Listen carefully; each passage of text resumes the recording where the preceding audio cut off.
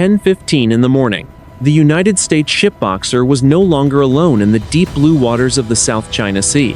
16 Chinese naval vessels had formed a perfect, tightening circle around the 40,000-ton amphibious assault ship.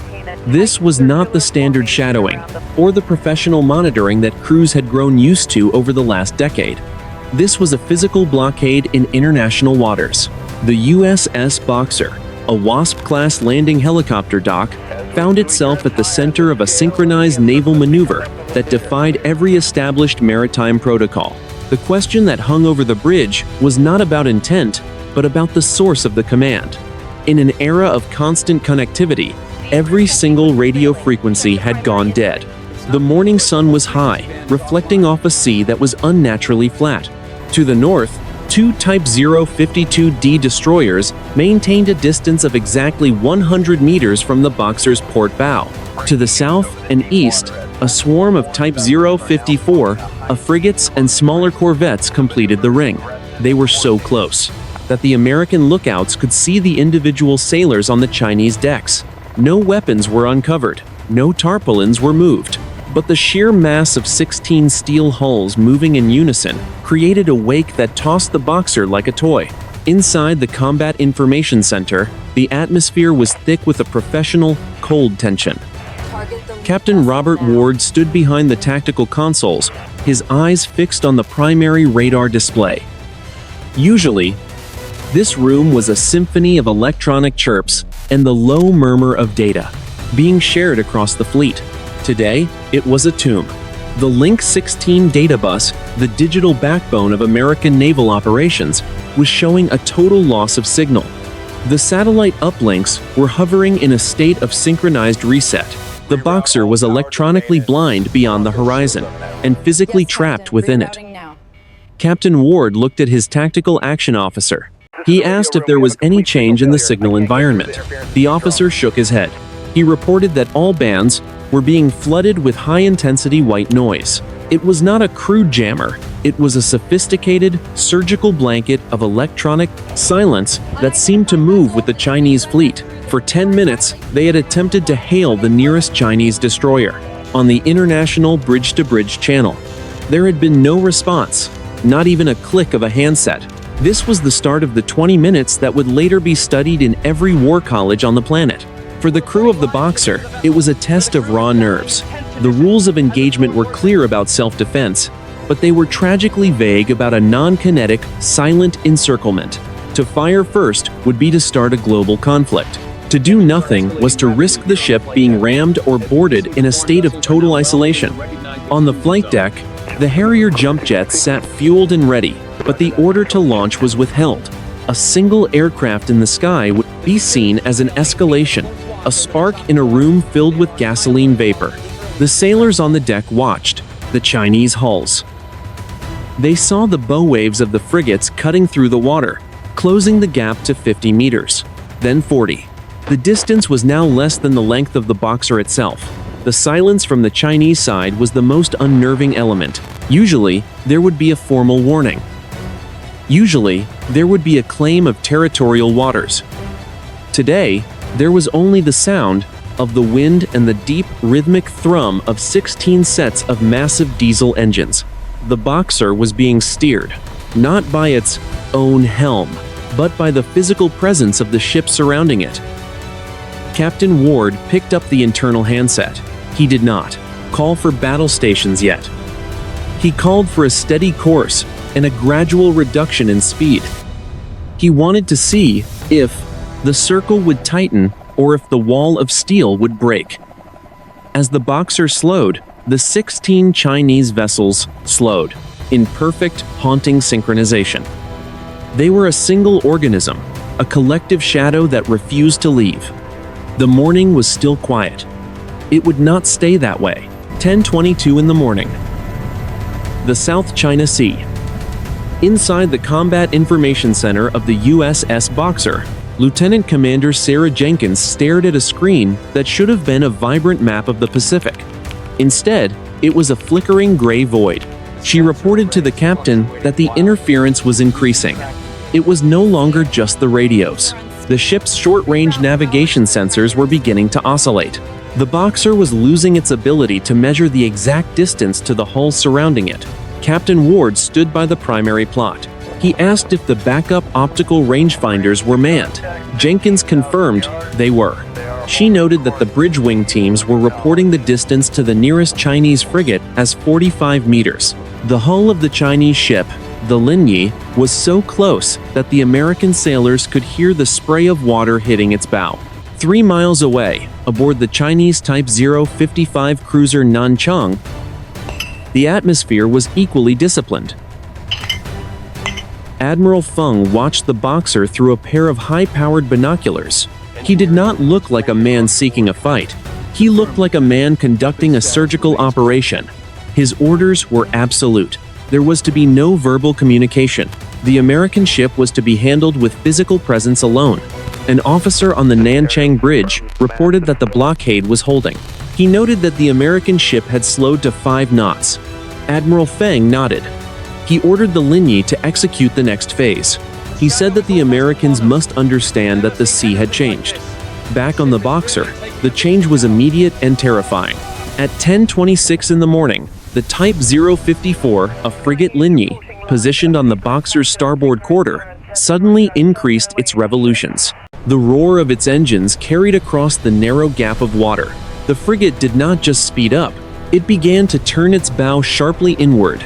The tactical action officer's voice rose an octave. She shouted that the Linyi was crossing their wake. It was a classic shouldering maneuver, designed to force a larger ship to change course or face a collision. On the Boxer's bridge, the helmsman felt the vibration of the water as the Chinese ship's displacement pushed against the Boxer's stern. Captain Ward watched the steel bow of the Chinese ship swing toward his hull. It was a game of chicken played with tens of thousands of tons of metal. If he turned to port to avoid the Linyi, he would sail directly into the 2 destroyers waiting there. If he maintained his course, the Linyi would strike his starboard side within 60 seconds. The captain gripped the edge of the bridge console. He told the helmsman to hold his course. He said that they would not be bullied into a collision. But as he spoke, the Linyi continued its turn. The distance dropped to 30 meters, then 20. The American sailors on the deck began to scramble away from the railing, bracing for an impact that seemed a mathematical certainty. 10:28 in the morning. The Linyi was so close that its gray paint seemed to fill every window on the Boxer's starboard side. The water between the 2 ships was being squeezed into a white, boiling froth. The Linyi's bow was now aimed directly at the Boxer's midsection. It did not slow down. 10:30 in the morning. The South China Sea. The bow of the Linyi sheared away at the very last second. The distance between the 2 hulls was less than 5 meters. The massive wake from the Chinese frigate slammed into the side of the USS Boxer, causing the 40,000-ton ship to lurch violently to port. On the Boxer's bridge, the sound of the water being forced through the narrow gap was a physical roar. It was a calculated display of seamanship and aggression. Captain Ward held onto the command chair as the ship stabilized. He did not look at the Linyi. He looked at the radar plot. The 16 Chinese vessels were no longer maintaining a static circle. They had begun a complex, high-speed weaving pattern known as a swarm maneuver. The 2 destroyers to the north were crossing the Boxer's bow every 90 seconds. The frigates to the rear were zigzagging across the wake. The tactical action officer reported that the Boxer was being physically herded. Every time the helmsman tried to adjust course by even 5 degrees, a Chinese hull moved to block the path. It was a nautical cage made of moving steel. The Boxer was being forced toward a specific set of coordinates in the center of the North Danger Reef. 3 miles away, Admiral Feng watched the maneuver. On a digital tabletop display inside the Nanchang, he noted that the Americans were showing remarkable restraint. He told his staff that the Boxer's captain was a professional. He said they would now test if that professionalism extended to the American aviators. Admiral Feng gave a short command. 10:33 in the morning. 4 Harbin Z-9 helicopters rose from the decks of the Chinese frigates. They did not climb to altitude. They stayed low, skimming only 10 meters above the waves. They converged on the Boxer from 4 different points of the compass. Within minutes, the helicopters were hovering directly over the Boxer's flight deck, their rotor wash kicking up spray and interfering with the parked Harrier jets. Inside the Boxer's primary flight control, the air boss watched the Chinese helicopters through the thick glass. He spoke into the internal circuit to the bridge. He reported that the Chinese aircraft were hovering in the landing patterns. He said he could not launch search and rescue or defensive sorties without risking a mid-air collision. The Boxer was now pinned from above and below. Captain Ward listened to the report. He knew the situation was deteriorating faster than the analysts in Hawaii could track it. He turned to the tactical action officer. He asked for a status on the weapon systems. She reported that the rolling airframe missile launchers were powered up. The Phalanx close-in weapon systems were in standby mode. She noted that the sensors were still struggling with the jamming, but the heat-seeking tracks were clear. 10:35 in the morning. The tension reached a new threshold. The lead Chinese destroyer, the Kunming, began to uncover its forward 100mm deck gun. It was not a fast movement. It was slow and deliberate. The gray canvas shroud was pulled back, exposing the dark, rifled barrel. The gun did not point at the Boxer. It remained in the neutral, fore and aft position. But the message was unmistakable. The period of shouldering was over. The period of potential engagement had begun. Captain Ward looked at his crew. He saw the sweat on the helmsman's neck. He saw the white knuckles of the sensor operators. He told them to remain steady. He said that as long as the Chinese guns were not trained on them, they would maintain their current readiness. But then, the electronic silence was broken, not by a voice, but by a signal. The Boxer's electronic warfare suite suddenly screamed a high-pitched alert. A new radar source had just clicked on. It was a high-frequency, fire control radar coming from a direction where no ship was supposed to be. The tactical action officer's voice was a whisper. She said they had a missile lock, but it wasn't coming from the 16 ships surrounding them. 10:38 in the morning. The South China Sea. The electronic warfare suite on the USS Boxer continued to emit a steady, pulsing tone. It was the sound of a missile battery looking for a kill. Inside the Combat Information Center, the air was cold, but the tactical action officer was sweating. She looked at the captain. The officer reported the status. Captain, we have a solid fire control lock. The source is a land-based YJ-12 battery on a nearby reclaimed reef. They are painting us with high-intensity radar. We are being targeted. Captain Ward did not look away from the main display. He asked for a clarification on the rules of engagement. Does this lock constitute a hostile act under current standing orders? The tactical action officer responded. Sir, the rules of engagement state that a fire control lock is a demonstration of hostile intent. We are authorized to defend the ship. We have the right to engage the source of the lock to ensure our survival. Captain Ward looked at the 16 Chinese ships on the screen. They were so close that their radar signatures were merging with the Boxer's own hull. He spoke in a low, measured voice. If we fire on that land battery, every one of these 16 ships will open fire on us from point-blank range. We would destroy the battery. We would also lose the Boxer in under 2 minutes. We will not be the ones to pull the trigger. We wait. 10:40 in the morning. Aboard the Chinese flagship Nanchang, Admiral Feng stood on the bridge wing, watching the silhouette of the American ship. He could see the Phalanx gun mounts on the Boxer. They were tracking the Chinese helicopters, moving with mechanical precision. He knew the Americans were being painted by the missile battery on the reef. He knew exactly how much pressure was being applied to the American captain. The weapons officer on the Nanchang approached the admiral. The battery on the reef is requesting permission to transition to a terminal guidance track. They want to simulate a launch sequence to see if the Americans will flinch. Admiral Feng shook his head. Negative. Tell the battery to maintain the lock, but do not transition to terminal. We are not here to start a war today. We are here to show them that this sea is no longer an open highway. Tell the fleet to close the distance again. We will take away their room to maneuver. 10:42 in the morning. The South China Sea. The Chinese circle tightened once more. The physical pressure was now extreme. The 16 Chinese vessels moved from 40 meters to within 25 meters. This was the ramming distance threshold. At this range, even a slight error in steering or a sudden wave could cause a catastrophic collision. The Boxer was now completely boxed in. To the front, back, and sides, there was only Chinese steel. The American sailors on the flight deck could hear the Chinese officers shouting commands over their own loudhailers. The two navies were close enough to talk to each other without radios, but the silence remained. Not a single word had been exchanged between the two fleets. The tactical action officer spoke again. Her voice was strained. "Captain, the Chinese destroyers to our port are moving in. They are within 20 meters. I am seeing their crews manning the rails with fenders. They are preparing for a physical contact." Captain Ward looked out the bridge window. He could see the name of the Chinese destroyer etched into its gray bow. It was so close he could see the rust streaks on its anchors. The USS Boxer was no longer a ship in transit. It was a prisoner of the formation. The captain picked up the handset. "All stations. This is the captain. Maintain your discipline. Do not train weapons. Do not engage. We are going to hold our line."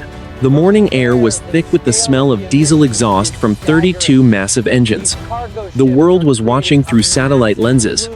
But on the water, there was only the sound of the waves and the silent, grinding proximity of the hulls. The 20-minute silence was halfway over. The most dangerous moment was yet to come. 10:45 in the morning. The South China Sea. The USS Boxer was now moving at a speed of only 3 knots. It was barely enough to maintain steerage. Surrounding the 40,000-ton ship, the 16 Chinese vessels had slowed to a matching pace. The formation was so tight that the Boxer was effectively traveling in a bubble of displaced water created by the Chinese hulls. The gaps between the ships had vanished. In some places, the distance was less than 10 meters. This was the cold iron standoff. On the American flight deck, the sailors remained at their stations. They did not point their rifles, they did not gesture. They stood like statues, watching the Chinese sailors who were doing the exact same thing. The two most powerful navies on Earth were close enough to trade insults, yet the only sound was the rhythmic, heavy thumping of 32 massive marine engines. The air was thick with the smell of unburned fuel and salt spray. Inside the Combat Information Center, the tactical action officer monitored the radar lock from the shore battery. She reported that the signal was steady. It was a high-power tracking beam that indicated the missile systems were fully energized and ready for a firing solution. The Boxer was a sitting duck. At 3 knots, there was no room to maneuver. There was no way to use the ship's speed to evade an incoming strike. Captain Ward walked to the edge of the bridge wing. He looked down at the Chinese destroyer Kunming. He could see the individual rivets on its hull. He could see the officer on the bridge of the Kunming looking back at him through a window. For 30 seconds, the two men locked eyes across the narrow stretch of churning water. Neither man blinked. Neither man moved. It was a moment of raw human recognition in the middle of a geopolitical nightmare. 10:48 in the morning. The pressure moved from the physical to the psychological. Aboard the Chinese flagship Nanchang, Admiral Feng received a flash message from the Naval Command in Hainan. The message was brief.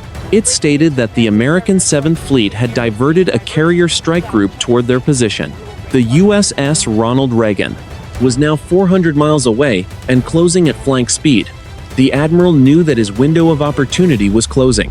He had 10 minutes before the sky would be filled with American F-18 Super Hornets. Admiral Feng turned to his communications officer. He told him to prepare a broadcast on all open frequencies. He said that if the Americans would not move, they would be made to move. He ordered the 2 destroyers at the front of the formation to begin a slow, inward compression. They were to literally squeeze the Boxer's bow until the American captain was forced to back down or risk a catastrophic metal-on-metal collision. On the Boxer, the helmsman felt the change first. He shouted that the bow was being pushed. The 2 Chinese destroyers had moved their sterns inward, creating a funnel effect with their wakes. The pressure of the water was physically forcing the Boxer's nose to the starboard side. If the trend continued, the Boxer would be pushed into the path of the frigates waiting on its flank. Captain Ward gripped the railing. He told the engine room to give him all available power for a burst of speed. He said they were going to punch through the funnel. The tactical action officer warned that increasing speed would be seen as an aggressive charge. The captain responded that they were already in a cage. He said he would rather be moving than waiting for the door to shut. 10:50 in the morning. The Boxer's engines roared. The massive ship began to vibrate as the propellers bit into the water. The Chinese ships did not move out of the way. They held their line. The distance between the Boxer's bow and the Kunming's stern dropped to 5 meters. Then 3. The American sailors braced for the sound of tearing steel. The 20-minute silence was about to end in a scream of metal. 10:51 in the morning. The South China Sea. The USS Boxer surged. 40,000 tons of American steel vibrated with the sudden increase in power. The water at the bow turned into a violent, white mountain of spray. Ahead, the 2 Chinese destroyers did not break their formation. They maintained their course, their sterns only 3 meters from the Boxer's surging nose. On the bridge, the proximity alarms were no longer beeping. They were a single, continuous, high-pitched scream. 10:52 in the morning. The tactical action officer shouted, "Distance to Kunming is 2 meters. We are about to impact." Captain Ward did not look away. "Hold the line. They will move." 10:53 in the morning. Aboard the Kunming, the Chinese captain watched the Boxer's bow fill his entire rear-view camera. He could see the individual welds on the American ship. He ordered his engines to flank speed. The Kunming leapt forward, narrowly avoiding a collision that would have sliced the destroyer in half. The gap opened to 10 meters, then 15. The funnel was breaking. 10:54 in the morning. The 16 Chinese vessels reacted instantly. They did not retreat. They collapsed inward like a closing fist. The 4 Chinese helicopters over the flight deck dropped lower. Their rotor wash was now so intense it began to shift. The unsecured equipment on the Boxer's deck. A fire bottle on the flight deck broke loose and rolled toward the edge. 10:55 in the morning. The electronic warfare suite reached a new level of intensity. The shore-based missile battery transitioned to a terminal track. The steady pulsing tone became a rapid, frantic chirping. The tactical action officer's voice was urgent. "Captain, terminal guidance detected. The battery is in the final stages of a launch sequence. We are 10 seconds from a projected impact if they fire." 10:56 in the morning. On the Boxer's starboard side, a young Chinese sailor on the deck of a nearby frigate lost his footing. The ship had taken a hard turn into the Boxer's wake. The sailor tumbled toward a mounted heavy machine gun. As he fell, his hand grabbed the spade grip to steady himself. The barrel of the weapon jerked upward. It pointed directly at the Boxer's bridge windows. 10:57 in the morning. The American snipers on the Boxer's bridge wing saw the movement. They saw the weapon level. They saw the Chinese sailor's finger near the trigger guard. They adjusted their aim. Their lasers danced across the Chinese sailor's chest. The air was silent. No one breathed. One twitch of a finger on either side would trigger 1,000 rounds of ammunition. 10:58 in the morning. Inside the Combat Information Center, every screen went white. The jamming was no longer a blanket. It was a physical wall of energy that knocked out the internal communications. The lights flickered. The emergency red lamps kicked in, bathing the room in the color of blood. The tactical action officer looked at the captain. She couldn't hear him. He couldn't hear her. The Boxer was blind. The Chinese were blind. The world was watching a silent movie that was about to turn into a massacre. 10:59 in the morning. The South China Sea. The white noise in the Combat Information Center did not fade. It vanished. The silence that followed was so sudden it felt like a physical weight. The screens on the USS Boxer flickered once, then twice, and returned to full color. The gray void was replaced by a sea of tactical data. Every Chinese ship was once, again, a clearly defined icon of red and yellow. The fire control lock from the shore battery dropped. The chirping stopped. Then, the international hailing frequency roared to life. It was not a single voice. It was a dual-layered broadcast, transmitted on every known military and civilian band. It was the sound of the highest levels of government reaching through the fog of a localized crisis. The voice was calm, professional, and absolute. To all naval units in the North Danger Reef vicinity, this is a joint command directive from the United States Pacific Fleet and the People's Liberation Army Southern Theater Command. A direct hotline has been established. All tactical maneuvers are to cease immediately. All vessels are to maintain a minimum separation of 500 meters. Break contact. Now, on the bridge of the Boxer, Captain Ward felt the air return to his lungs. He looked out the starboard window. The Chinese sailor who had been slumped over the machine gun was being pulled back by two of his crewmates. The barrel of the weapon was pointed back at the sky. The American snipers on the bridge wing lowered their rifles, though they did not engage their safety catches yet. 11:05 in the morning. Aboard the Nanchang, Admiral Feng received the same message. He did not look relieved. He looked like a man who had been told to stop a symphony in the middle of the final movement. He turned to his helmsman. He gave the order to come to a neutral course. He told the fleet to expand the circle. He watched as the 16 ships that had spent 20 minutes squeezing the Boxer began to peel away in a synchronized outward blossom. The tension did not disappear, but it changed shape. It moved from the fear of an immediate explosion to the confusion of a sudden stand down. Captain Ward picked up the radio handset. For the first time in 20 minutes, he spoke to the ships surrounding him. Chinese vessel Kunming. This is USS Boxer. We are complying with the joint directive. We are maintaining our course and speed. We acknowledge your move to open the distance. There was a long pause. A crackle of static. Then, a voice responded from the Kunming. USS Boxer. This is Kunming. We acknowledge. We are opening the distance. Good luck to you, Captain. 11:15 in the morning. The USS Boxer was no longer a prisoner. The 16 Chinese vessels were now a mile away, and the distance was growing.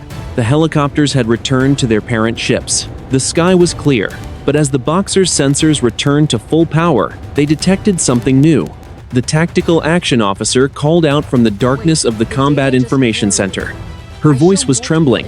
Captain, we have the data back from the signal analysis during the blackout. The jamming wasn't coming from the Chinese ships, and it wasn't coming from us. Captain Ward walked back into the room. He asked for the source. The officer pointed to a location on the map. It was a submerged point in the deep water between the reef and the mainland.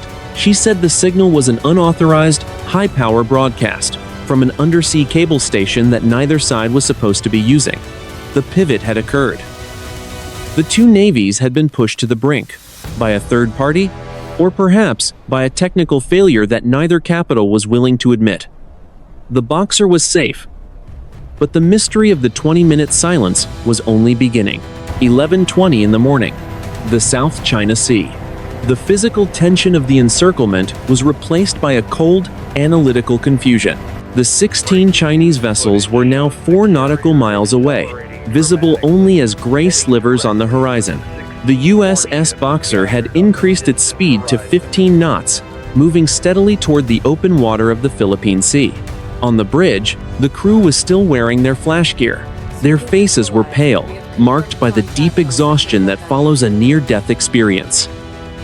Captain Ward stood at the center of the Combat Information Center. He was looking at a frozen frame of the signal data from the moment of the blackout.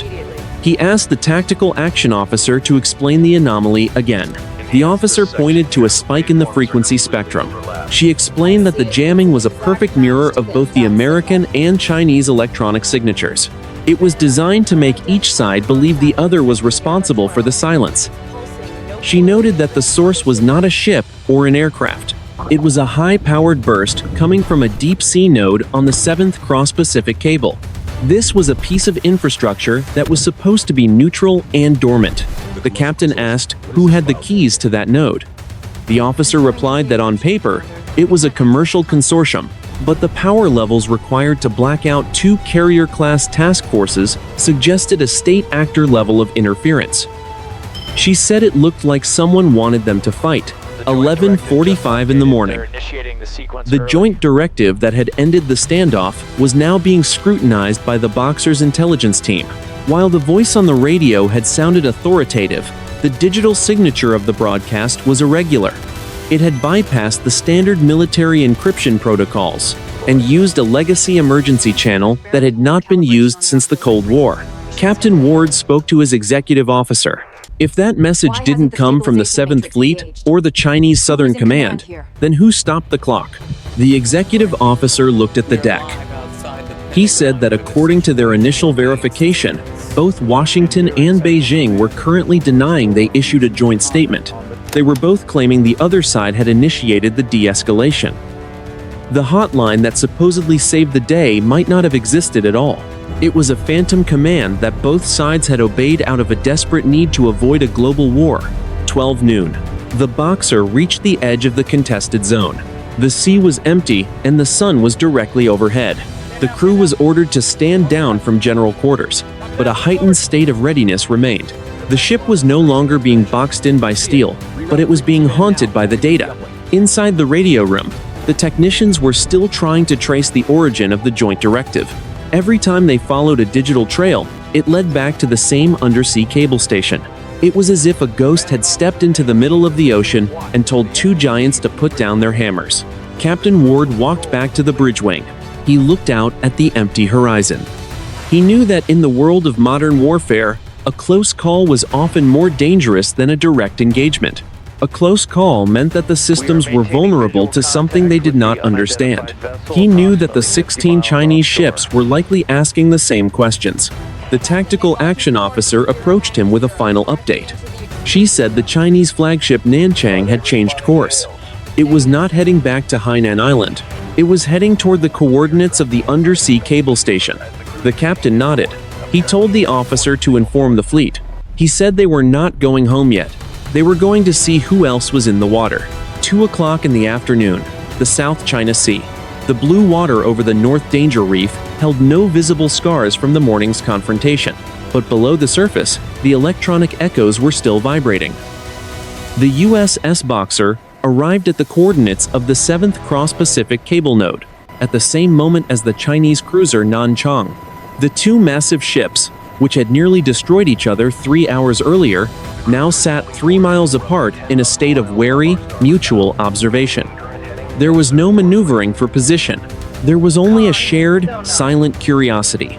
Inside the Combat Information Center, the sonar supervisor reported a contact. He said it was a stationary object on the seabed, 700 meters directly below the ship. It was positioned exactly where the international fiber optic cable transitioned into, a reinforced junction box. He noted that the acoustic signature was wrong. It was emitting a low-frequency hum that matched the white noise from the blackout. Captain Ward looked at the screen. He asked if the Chinese were launching. The tactical action officer confirmed that the Nanchang had deployed a deep-sea submersible. He said they were doing the same. The Boxer's remote-operated vehicle, a tethered drone equipped with high-definition cameras and robotic arms, was lowered into the water. 2:30 in the afternoon. The feed from the ROV appeared on the main XT monitors. The water was dark, filled with marine snow that drifted through the drone's powerful LED searchlights. As the camera tilted down, the cable came into view. It was a thick, black line resting on the gray silt of the ocean floor. But as the drone moved closer to the junction box, the crew saw something that made the room go cold. Attached to the international cable was a device that did not belong to any known commercial or military inventory. It was a sleek, metallic cylinder, 3 meters long, covered in strange, pulsing sensors. It was not bolted on. It was fused to the cable with a precision that looked more like biological growth than placed in by a sensor. Mechanical engineering. The tactical action officer whispered that it looked like it was feeding. 3 miles away, aboard the Nanchang, Admiral Feng was looking at a near-identical image from his own submersible. His science officer reported that the device was drawing power directly from the fiber optic line. He said it was not just a jammer, it was a massive data harvesting unit. He noted that the signal it had used to stop the conflict was likely an automated defense mechanism. The device had played both sides to protect itself from being discovered. It had used the two most powerful navies in the region as a shield. 3 o'clock in the afternoon. The Boxer and the Nanchang remained stationary. For the first time, a direct, non-emergency bridge-to-bridge call was initiated by the Chinese. The voice on the speaker was calm. It was Admiral Feng himself. He spoke in perfect English. He said that they had a common problem. He proposed that neither side attempt to recover the device alone.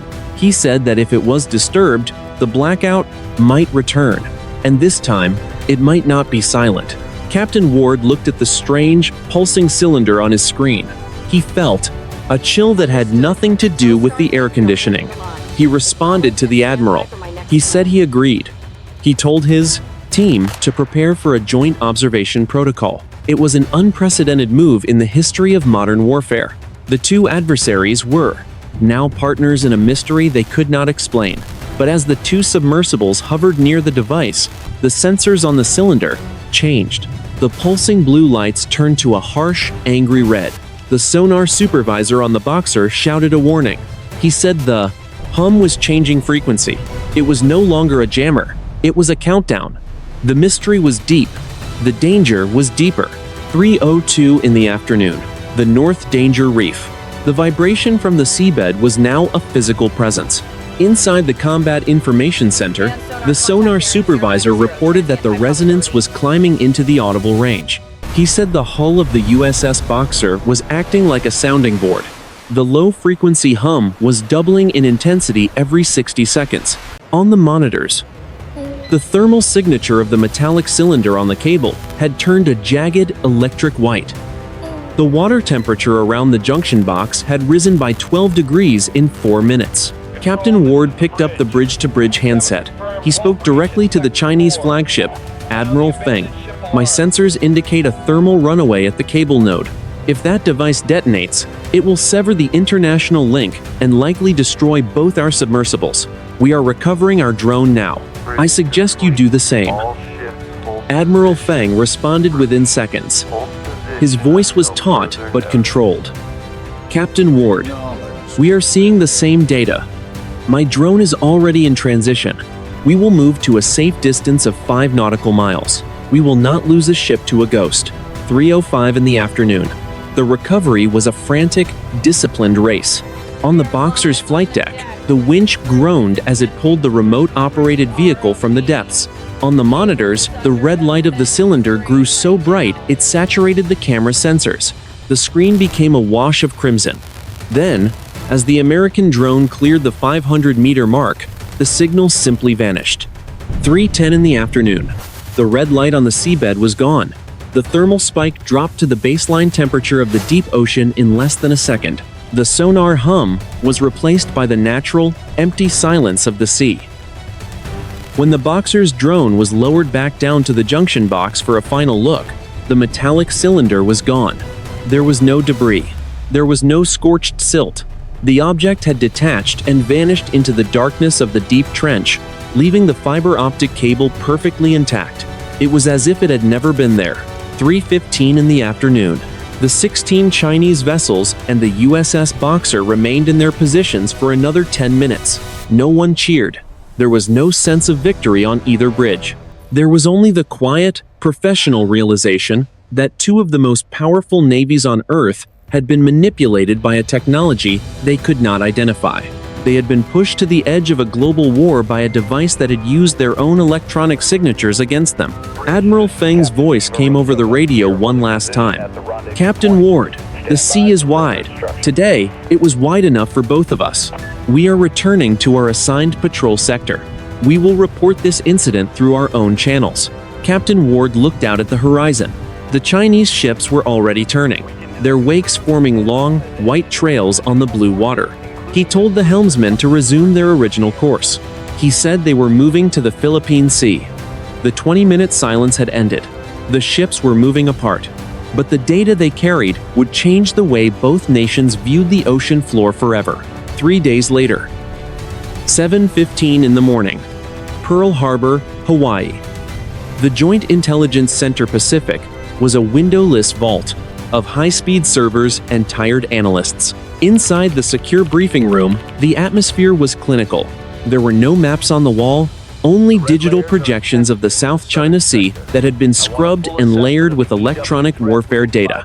Captain Robert Ward sat at the head of a long table, his dress whites a sharp contrast to the dark blue uniforms of the intelligence officers surrounding him.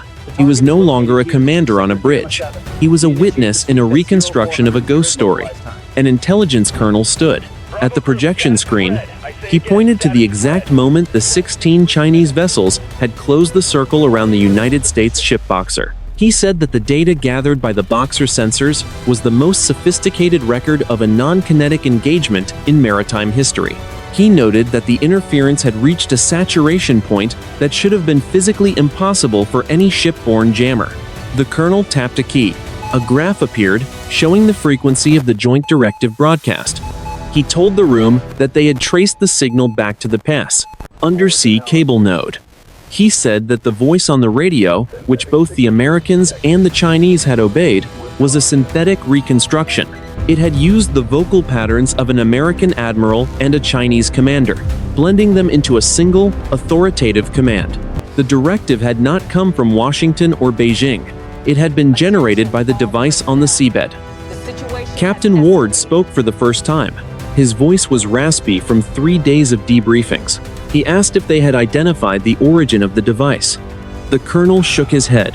He said that the metallic cylinder did not match any known signatures from the Russian, Chinese, or North Korean inventories. He noted that the materials used in its construction appeared to be an advanced composite that absorbed sonar waves rather than reflecting them. He said that the most disturbing discovery was not what the device did, but what it was doing. It had been harvesting the tactical data of both navies for months. It knew their codes. It knew their maneuvers. It knew exactly how to push them to the edge of a war just to see how they would react. The briefing moved to the strategic level. The analysts explained that the incident had triggered an emergency summit between the two nations. For the first time in a decade, the hotlines were open and being used for genuine cooperation. Neither side wanted to admit that their most advanced weapon systems had been hijacked by a third party. The Chinese had moved an entire salvage fleet to the reef, and the United States was maintaining a permanent drone presence over the cable node. They were now two rivals guarding the same grave. A senior analyst, at the back of the room, spoke up. He said that the 20-minute silence was being officially recorded as a technical malfunction in the international reporting logs. He noted that the public would never hear about the 16 vessels at ramming distance or the red light on the ocean floor. He said that the official story was a simple loss of communication due to atmospheric conditions. Captain Ward looked at the screen. He saw the frozen image of the Boxer at the center of the Chinese ring. He remembered the feeling of the water being squeezed between the hulls. He remembered the Chinese sailor's finger on the trigger of the machine gun. He told the room that the official story was a lie that both sides were happy to tell. He said that the real danger wasn't that they almost fought. The real danger was that they had been saved by something that didn't want them to stop. It just wanted them to wait. The morning sun was hitting. The harbor outside, but inside the vault, the world felt much smaller. The strategic assessment was clear. The ocean was no longer a vacuum of power. It was inhabited by something that understood the human instinct for conflict better than the humans did. The briefing was over. The silence remained. 5 days later, Washington District of Columbia and Beijing. The 16 Chinese vessels were back in their home ports. The USS Boxer was anchored in a quiet bay in the Philippines. On the surface, the crisis had vanished as quickly as a summer storm. But in the windowless rooms where strategy is born, the world had changed forever. The official reports from both nations were identical in their omissions. They spoke of solar flares and atmospheric interference. They mentioned a routine patrol and a professional separation of forces. They did not mention the 20 minutes where the world stood on the edge of a knife. No medals were issued for the Boxer incident. There were no parades for the sailors who had stood at ramming distance in a state of total electronic blindness. In the modern age, the greatest victories are the ones that never happen. The success was found in the silence. It was found in the fact that 32,000 tons of high explosives stayed in their magazines. It was found in the steady hands of two captains who chose to trust their eyes when their sensors told them to fire. In a quiet corner of the defense headquarters facility, a final strategic assessment was printed on a single sheet of paper. It stated that the era of predictable conflict was over. The ocean was no longer just a battlefield for ships and planes. It was a theater of ghost signals and autonomous actors that neither side fully understood. The metallic cylinder on the seabed had proven that a third party could weaponize the tension between two giants. It had shown that the most advanced technology in the world could be turned into a cage in less than 60 seconds. Inside a small office in the intelligence facility, Captain Robert Ward looked at a final satellite image of the North Danger Reef. The water was a peaceful, empty blue. He thought about the foreign admiral. He wondered if the man on the foreign cruiser was sitting in a similar office, looking at the same empty water. They were no longer just adversaries. They were survivors of a shared mystery. They were the only two men who knew how close the spark had come to the powder. The lesson of the 20-minute silence was a hard one. It taught the leaders in defense headquarters that their control over their own forces was a fragile thing. It proved that in a world of perfect connectivity, a total blackout is the ultimate weapon. The next time the circle closed, there might not be a synthetic voice on the radio to stop the clock. There might not be a red light on the seabed to provide a common enemy. The South China Sea remained a place of contested reefs and overlapping claims. The ships would return. The planes would fly their tracks. The sensors would continue to ping. But beneath the waves, the fiber optic cables held a new kind of weight. The silence was still there, waiting in the dark. Modern warfare is decided not by who fires first, but by who chooses not to fire at all. On that Tuesday morning, the world had been saved by a handful of people who refused to blink in the dark. The ocean was a vast place, but for 20 minutes, it had become a very small room, and whatever was watching from the deep was not finished yet.